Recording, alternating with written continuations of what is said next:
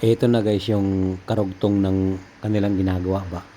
Nang last upload natin na ang kanilang CHB ginamit nila pang formas hollow blocks talaga.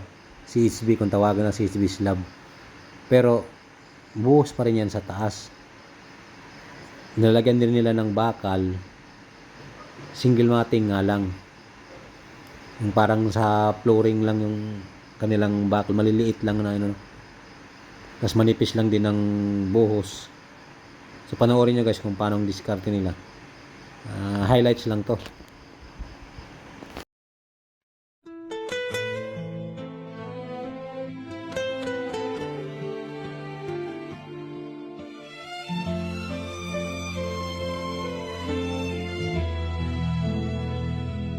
May tahanan akong puno ng saya. Yan po yung natawag nila na CHB slab, pero mayroon din buhos sa ibabaw. Manipis na buhos. Nakita nyo naman ang mga bakal, yung mga mayroon din bakal sila nilagay. Yan o.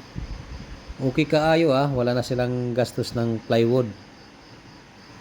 Kaya diritahan na. Pero mga bakal doon na nakalagay na pang kapitan ng CHB, matitibay din kasi yun. Yung CHB kasi yan, parang may tinga ba. Pag pinix mo, kusang naglalak. Talagang sukat na good talaga para lang sa kanila. Galing din ng kanilang pamamaraan. Kaya, kung sino nakakita sa inyo guys nito, sa mga Middle East, mga ganito talaga yan. Hindi yan pang high rise talaga. Mga dalawang palapag lang. Yung mga ano dyan.